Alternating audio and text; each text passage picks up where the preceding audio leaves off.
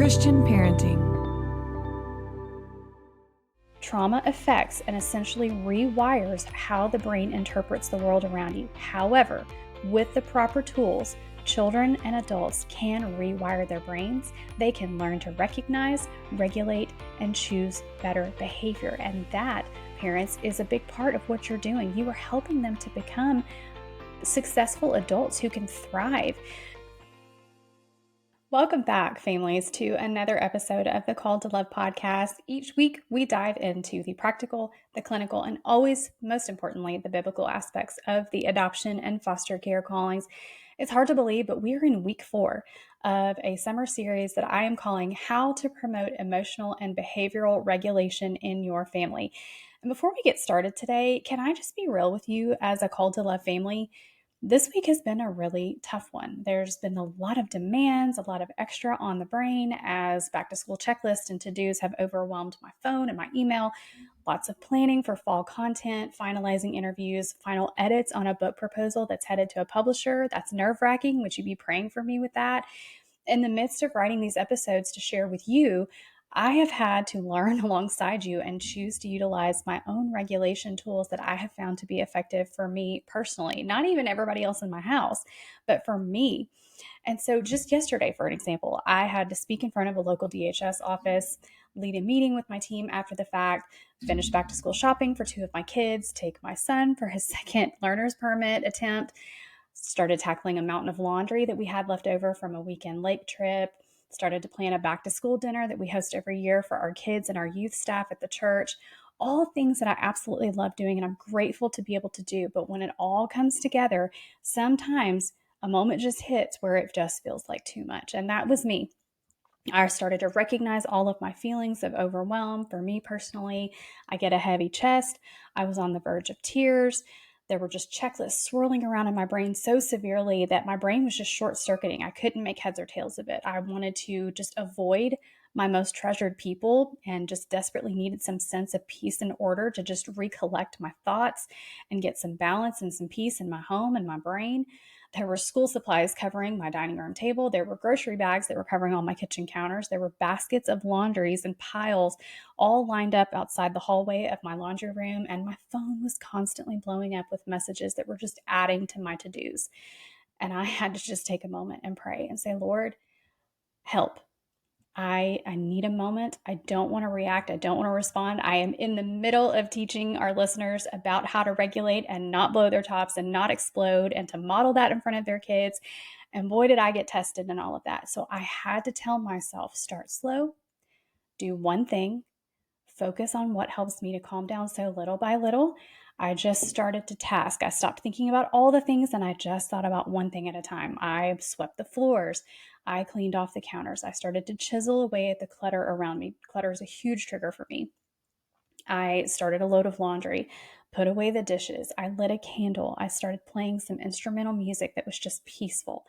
And I had to remind myself multiple times when my kids would come in and out and I didn't know if they were going to hit me with another demand or another something or bring a friend in from the neighborhood. All things I love, again, but in that moment it was too much. So I had to remind myself, Summer, fix your face when the kids would walk in so as to not make them feel unwelcome or unloved. I had to choose, like really force myself to do this because honestly, in that moment, I just wanted to be somewhere remote where no humans could find me. I mean, I needed that time. But with that, I wanted to share all of that to remind you that if that's you right now in this season, you're not alone. And these tools that I am teaching and have continued to teach over these last several weeks, they're not just something for you to utilize for your kids. Sometimes these tools are for you and they benefit you not only to practice them for your self-regulation, but also for your family to see you modeling these regulation techniques in the daily craziness that makes up our parenting life. So with that being said, on today's episode, this week I'm going to talk about the 3 C's of regulation. Specifically, I'm going to dive into cold, counting, and choices. And friends, this week I've had to use all 3 of these. So let's get started as we dive into these 3 practical tools for regulation. The first one is cold. Why cold? Well, cold actually causes a quick shock to your system and your central nervous system, and it forces the brain to pause and to process other information. So if you're in the middle of an escalation and your child is fixated on something that has just got them scared or frustrated or angry, whatever that might be, by applying cold to them will actually force their brain to pause the intensity of focus on whatever that trigger is, and it will force them to start to compute the other input, the sensory input that they're experiencing. So especially if you have a child who has escalated beyond response to your prompts, like past the point of no return. Y'all all know what I'm talking about. You've utilized that HALT method we talked about in an earlier episode. You've tried to get your child to breathe, which is my number one recommended tool, is breathing. That's the best thing to regulate. If your child is beyond that, they are red-faced, they are so escalated, their lid is flipped, here's what you can do. If you are at home, you can go to your freezer and grab an ice pack and just place it gently on the back of your child's neck, there at the base of their head. In moments of extreme escalation, cold forces that strong sensory experience that makes the brain redirect its energy and focus on the sensation, thus short circuiting that escalated response. It just gives a little bit of a break and a breather to allow you time in to help them to refocus and go, I'm here. Let's start to de escalate instead of continuing to escalate.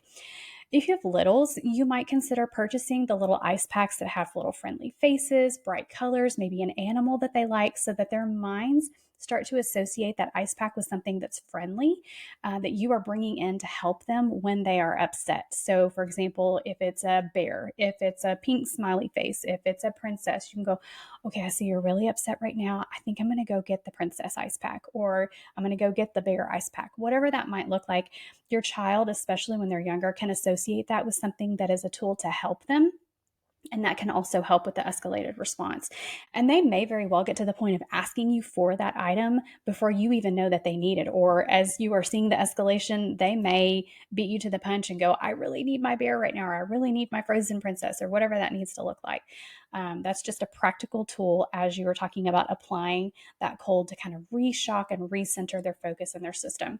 The next best option, if you are not at home, for example, or if it's just easier access for you, is an ice cold drink that they have to use a straw with. This provides that cold sensation as they drink from the cold drink, but it also forces the breathing exercises that we've talked about as the number one helper in helping them to regulate. So they have to breathe through their nose when drinking from a straw, and then they're getting that cold sensation, so the brain is sensing something else, and it's forcing them to kind of reset and de-escalate that issue that they are having. Also, there's going to be an extreme reaction there because the body temperature often elevates as you're upset, as you're frustrated, your temperature goes up. So then when you take in that cold drink, then that's really going to be an extreme sensory experience for the brain to stop and go, wait, I have to process more than one thing. Another option for cold is a popsicle or a freeze pop. A lot of times I like the little freeze pops because they're in those plastic little pouches. You can just rip the top off and it's ready to go. It's a small portion. It's identified as a positive experience, a treat in our kids' brains, and it can still accomplish the same de-escalation goal. Preferably, I kind of harp on this, but preferably dye-free with more natural fruit juice. I have left an example for you in today's show notes of a brand that I really like, and those are healthier and a really great option, and they're quick go-tos. Now, disclaimer on this when it comes to offering treats. It is not helpful to use this option as bribery or leverage for better behavior. For example, saying to your child when they're screaming, their lid is flipped, they are completely escalated beyond the point of no return, raising your voice to say things like, if you don't calm down, you're not going to get a popsicle, or if you don't stop that, or if you stop that right now, I'll give you a popsicle. Like, hey, let's bribe you essentially to de-escalate your behavior. And here's why I want to caution you against this. We don't want to confuse our kids because the ultimate goal of de-escalation is certainly better behavior, but first and foremost, remember that the goal is to teach them healthy coping skills and respectful communication for life. So you're playing the long game, moms and dads. And so we don't want to just pass something sweet and pass a reward to them so that they just de-escalate and you move on so you don't have to deal with it. This is where you're in the trenches, in the nitty-gritty, and you are building on skill sets, and your child might respond to it quickly, or it may take a lot of repetitive practice in dealing with escalated behaviors based on their personality, based on their level of trauma. And remember this too, that your kids feel safe and will build trust with you when you consistently display that you have a plan and a safe response for anything that they throw your way. So you're not escalating with them, you're not elevating with them, and you can handle whatever they're throwing. You've got a plan and you've got tools that you're ready to employ. If you are not displaying that healthy authority by communicating to your kids with a calm and confident tone of voice and body posture, your kids can easily learn to manipulate you for the reward, and the skill that you're trying to build will be delayed or not accomplished at all. So instead, if you want to offer this popsicle, I know I'm harping on this popsicle, but I'm just trying to give you guys an example and a little bit more of a perspective so that you don't get tripped up in this. If you want to offer this as an option as a cold treat, I would suggest this type of a scenario. If your child is severely escalated and you are able to grab the popsicle while remaining in their view, get the popsicle, bend down to their level with kind eyes and a soft voice, letting them see the treat and say something along the lines of, I have this special treat to help you calm down. Let's first take some deep breaths together. If the child complies with you, praise their progress. Great job. Would you like to enjoy your treat now? So you've already captured their attention by triggering their brain. Ooh, I have a reward if I calm down and I focus in on what my caregiver is offering to me. So that's step one right now. Then you're able to offer that reward, and bonus, the cold of it is going to help with the de-escalation. As they're wrapping their mouths around that little popsicle and they're sucking it in, they're biting, they're breathing through their nose. Do you see where I'm going with all of this? It's multiple tools all in one. So that's why the popsicle is so helpful. But we want to make sure that we are rewarding them when they are making progress. If they keep screaming and they're just demanding the treat without showing you an improvement in their behavior or their choices or their self-control, you can calmly say, that's okay. I'll put this away for now and we can try again later. Let me encourage you, stay strong and don't reward fits and disrespectful behavior. You can still remain in control and you can make progress in this. And it does take a lot of reps, so hang in there, guys. Hey families, Summer here. Sorry to interrupt the show, but I wanted to make sure that you have subscribed. By subscribing to the Call to Love podcast, that means you will get notified with every new episode each week, and it helps me to know that you are here and a part of the Call to Love community. You can also leave my podcast a review and rate it, which helps others to find the show. This podcast is growing thanks to you, and we hope to continue reaching families who are looking for resources as they live out their own call to love. Thank you so much, and now let's get back to the conversation. Okay, number 2 for the 3 C's of regulation is counting.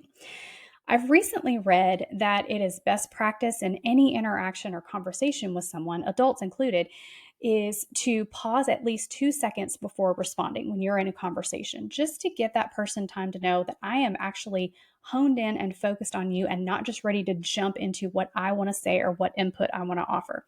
So the same is true when we're dealing with our kids in moments of escalation, recognizing the signs in our bodies when we sense escalation, even in ourselves. Being conscious of the fact that if left to our own devices and a lack of self-control, things will be said and done that are hard to take back and to repair. So think about that even as we're modeling in our adult communication and relationships. With our kids, it's the same way. So establish this discipline of counting before your child is escalated. Make this a part of just normal conversation, especially as you know in a season that you're being intentional to try to build these de-escalation tools with your child.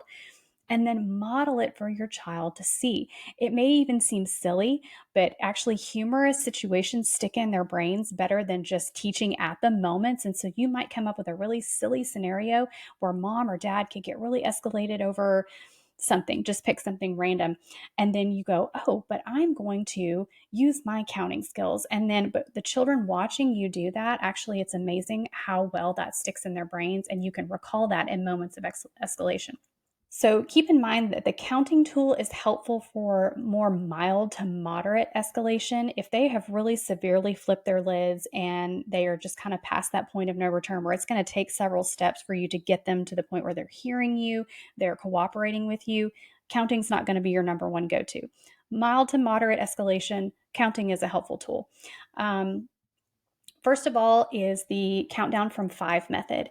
And this is a really great thing. Same thing as we were talking about with the cold. forcing the brain to focus on something else besides what is escalating the child. So you can practice this when the child is regulated and ready to listen and hone in so that it creates that muscle memory, again, that we've talked about throughout the multiple episodes of remembering, oh, we've done this before. 5 things you can see, 4 things you can touch, 3 things you can hear, 2 things you can smell, and 1 thing that you can taste. So ask your kids if they're kind of starting to get agitated or escalated, you're seeing this, it's going mild to moderate, just ask them in the moment. Tone of voice is everything. Presence, body language is everything, parents. I cannot stress that enough. Hey, little so-and-so, what are 5 things that you see right now? And hone in. Don't be distracted. Don't be on your phone. Don't be elsewhere where your child can tell that you're really not paying attention to what they're doing and what they're experiencing. Sit with them as they're pointing.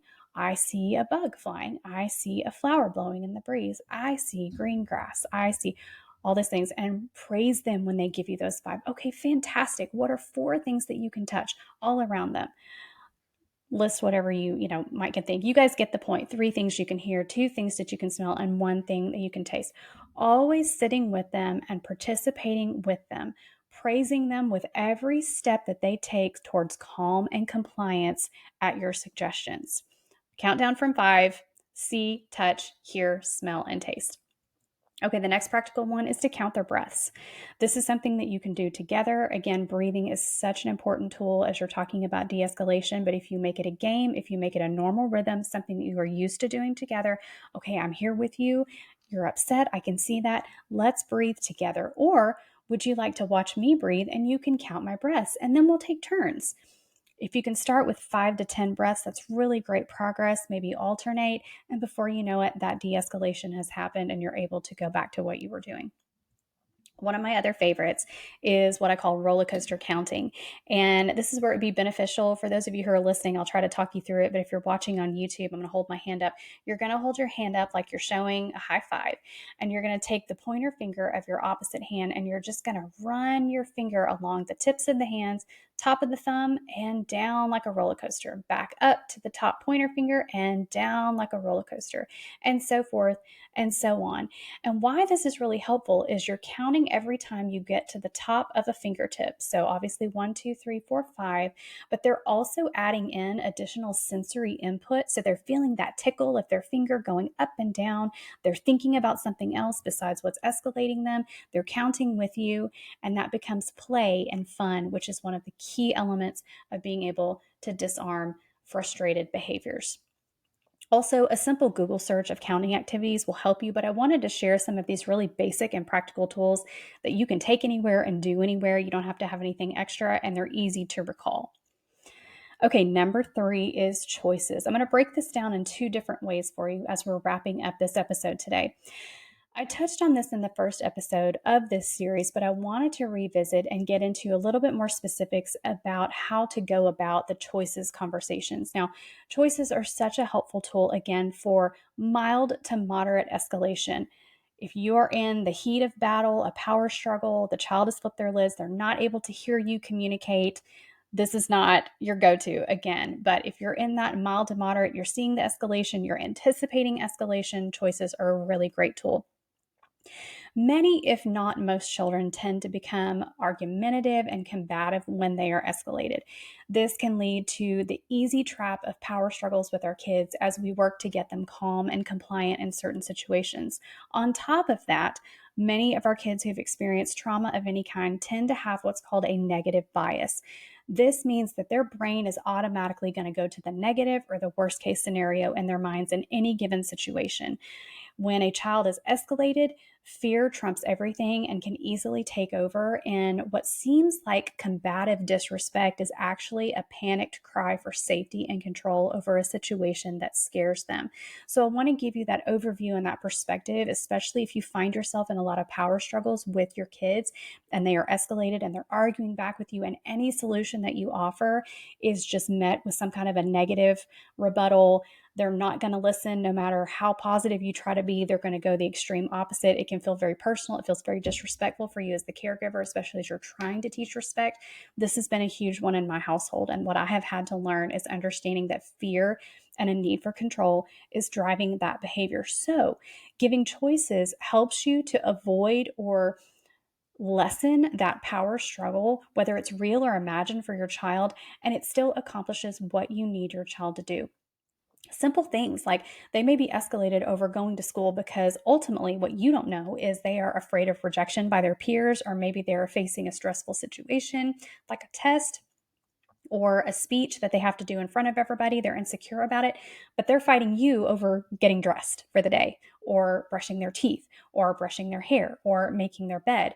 They may also just struggle with a change in routine or an introduction to the structure of your home that's new to them, a schedule that's new altogether. Remember, a lot of our kids that are coming to us from foster care, the vast majority, if not all, are coming from a complete lack of structure, a lack of order in the home. And so chaos makes them really uncomfortable. And so they're looking for control. They're looking to battle it out. And they're also testing to see how you're going to display confident authority. So it might look like they're fighting you over what to eat for lunch or dinner, or what they're going to wear. But really and truly, it comes back to a lot of those root fears in their hearts. So I'm going to come back to that healthy display of authority again and again, because it is key for us to remember to remain calm. Let them know that you are not rattled by their attempts to battle against you, and let them know, hey, you know what? You have choices. Now, I'm going to say this too.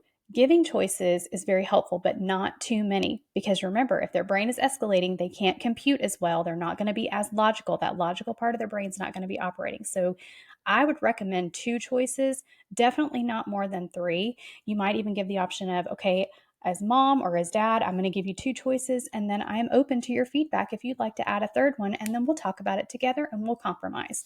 But that gives them a sense of power. It gives them a little bit more control. This helps you to initially try to diffuse escalation, and then you're letting them know, hey, I'm here to listen to you. I'm here to help, and I ultimately want to see you succeed, but we still got to get the job done, whatever that might look like: getting dressed, brushing teeth, choosing their food, because ultimately none of these are optional. They are essential part of good care for you as the parent to provide for your child, but you're giving your child ownership through choices and how they go about the task that you're giving them. And this also gives them some confidence and a sense of control over their world that feels out of control, but you're also accomplishing what you needed them to do in the first place. It can seem a little bit exhausting, but as you build this rhythm where you understand, like, there is a level of respect, there is no compromise on accomplishing the goal, but let's talk about how we can do that. Now, second of all, I want to talk to you about the importance of teaching your kids from a young age that they do have a choice in how they act. This is going to go against most mainstream opinions, especially in the secular mental health sphere and even in the faith based mental health sphere. I want to be clear. Yes, trauma affects and essentially rewires how the brain interprets the world around you. However, with the proper tools, children and adults can rewire their brains. They can learn to recognize, regulate, and choose better behavior. And that, parents, is a big part of what you're doing. You are helping them to become successful adults who can thrive. To use trauma as a crutch or an excuse for poor behavior is not doing our children, our families, or our society any favors. So, as you begin to build skills through trust and repetition, and when it is developmentally appropriate, I want to encourage you: place the ownership of choices on your child. They can handle it. Do what I call holding them capable. These children are capable of learning, and science has proven over and over again that neural pathways can heal, they can rewire, new habits can be learned, and tools can be built upon. So, as you begin to build skills through trust and repetition, and when it is developmentally appropriate, I want to encourage you to place the ownership of choices on your child. You're there alongside them to help them make good choices, but ultimately help them understand that they have the power to choose, and they have the power to choose good. Hold them capable. Here's what I mean. During teaching moments, either in conversation, in regulated moments, or after a moment where they have escalated and you have de escalated when it's appropriate, say to your children, you have the ability to make good choices. I believe in you. I have seen you do well at this. You have learned some great ways to control your anger, to control your words, your attention span. Fill in the blank for whatever that struggle might be for your child specifically. Let them know I am here to help you whenever you need me. Also, let them know I don't expect you to be perfect, because we all mess up, but You are now old enough to understand that you do not have to behave this way in order for me to hear you or to get what you need. And then call it out, families. When they make a good choice, praise their hard work to break hard habits. It's not easy, especially if they've lived in a cycle of dysfunction and have not come with any of these tools. You are starting from scratch and you are building them up. And that is our key role as parents.